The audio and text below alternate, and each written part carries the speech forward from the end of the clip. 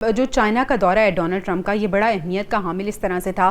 कहा जा रहा था कि इससे पहले हमें कोई बड़ा ब्रेक थ्रू होता हुआ नजर आएगा या कुछ ऐसा होगा कि डोनाल्ड ट्रंप वो लेकर जाएंगे चाइना के, ये देखें मैंने ये सब कुछ कर दिया, लेकिन अभी ऐसा कुछ हुआ नहीं है। आप क्या समझते हैं कि चीन की तरफ जो जाना है डोनाल्ड ट्रंप ने, इसका फिर मकसद दौरे का क्या होगा? क्या दिखाएंगे वहाँ पे? क्या बातचीत हो सकती है? और क्या आपको लगता है कि चीन मीडिएटर का रोल प्ले कर सकता है और डोनाल्ड ट्रंप कह सकते हैं कि ईरान से रिक्वेस्ट की जाए, ईरान से कहा जाए कि वो जो भी मुतालिबात है अमेरिका के वो मान ले?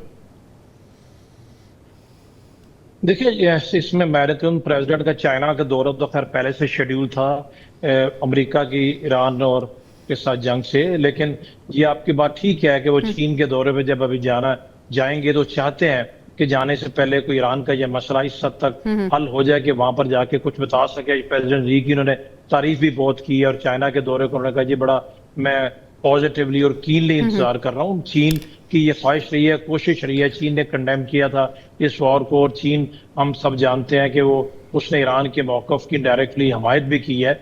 तो चीन तो ये चाहेगा ये मसला हल हो। आपने हुर्मुज़ के बंद होने से चीन की ट्रेड भी बड़े बुरे तरीके से इफेक्ट हुई है। डोनाल्ड ट्रंप वहां पर कुछ देना भी चाहेंगे, उनकी ख्वाहिश है कि उससे पहले ये मसला हल हो।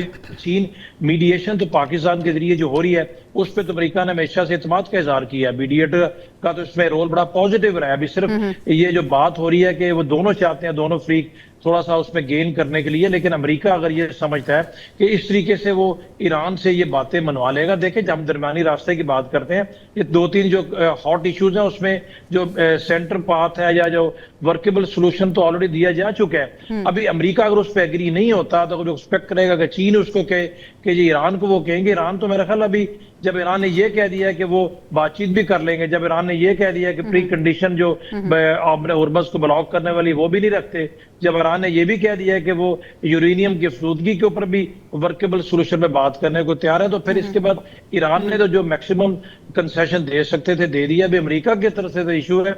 आई पर्सनली फील, मैं एग्री करता हूँ अपने दोनों पैनलिस्ट के साथ कि अभी ये हमला नहीं करेंगे वो। ये कोई इतना पॉजिटिव वो नहीं है, बिकॉज ये हमला करने के लिए तो किसी अक्ल दानिश की जरूरत है। रिपरकशन बड़े सीरियस है। दुनिया इस वक्त बिल्कुल ऑलरेडी बहुत फ्रस्ट्रेटेड है। आप देखिए, आपने हुर्मुज़ से जहां से 60 से 70 जहाज गुजरते तो वहां से 2 से 3 गुजर रहे हैं। ऑयल की प्राइसेस कहां पर पहुंच गई हैं और फूड सिक्योरिटी के बड़े मेजर इश्यूज पैदा हो गए हैं। इसके अलावा मईशत दुनिया की हर मुल्क की इफेक्ट हुई है। इस तरीके से नहीं ये चल सकता।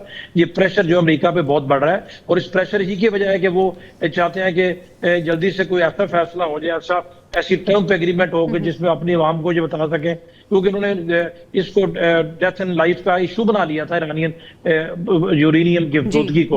उसमें ये तो नहीं होने वाला कि अमेरिका के टर्म्स के ऊपर वो बिल्कुल उसको खत्म करके अमेरिका के हवाले कर दे। दरमियानी रास्ते के जो ऑप्शन आ रही हैं वो ऑप्शन बिल्कुल डुएबल है, उन्हीं के ऊपर बात करनी होगी। मुझे अभी भी मैं ऑप्टिमिस्टिक हूँ इसका कोई ना कोई हल निकलेगा, क्योंकि जंग शुरू करके डोनाल्ड ट्रंप चीन किस मुंह से जाएंगे ये तो मेजर क्वेश्चन है। उनके लिए बहुत मुश्किल होगा। चलिए, अब वक्त बिल्कुल करीब है, देखते हैं कि इस दौरे से पहले क्या जो मेजर डेवलपमेंट है वो होती है।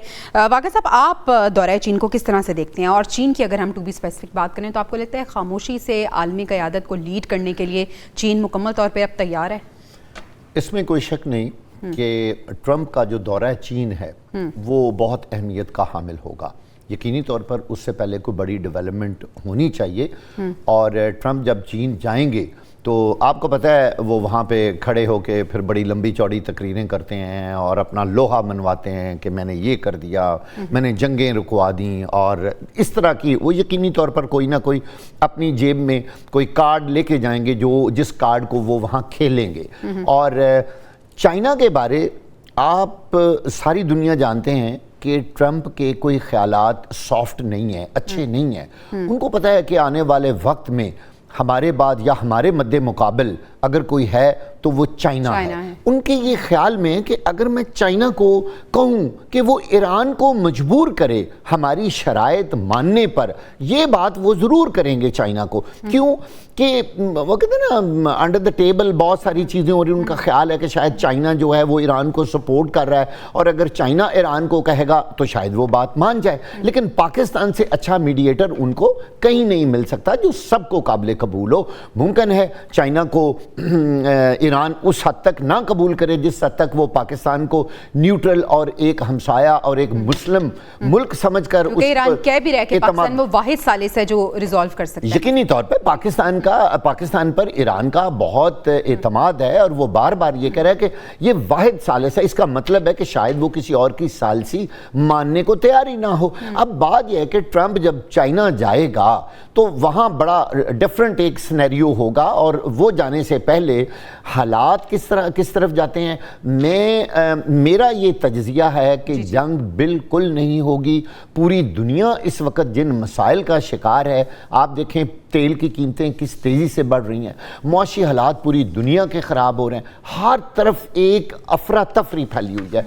तो ट्रंप मेरा नहीं ख्याल इस वक्त इसकी पूरी जिम्मेदारी इन हालात की अपने ऊपर ले और फिर वो जहां भी जाएगा यकीनी तौर पर लोग उसको क्रिटिसाइज करेंगे। और आज भी बहुत सारे दुनिया के ममालिक जो हैं वो ट्रंप को ही क्रिटिसाइज कर रहे हैं। आप गौर करें कि ईरान को कोई भी क्रिटिसाइज नहीं और यही कहा जा रहा है कि अमेरिका वीक पोजीशन पे और अमेरिका हकीकत में वीक पोजीशन में है।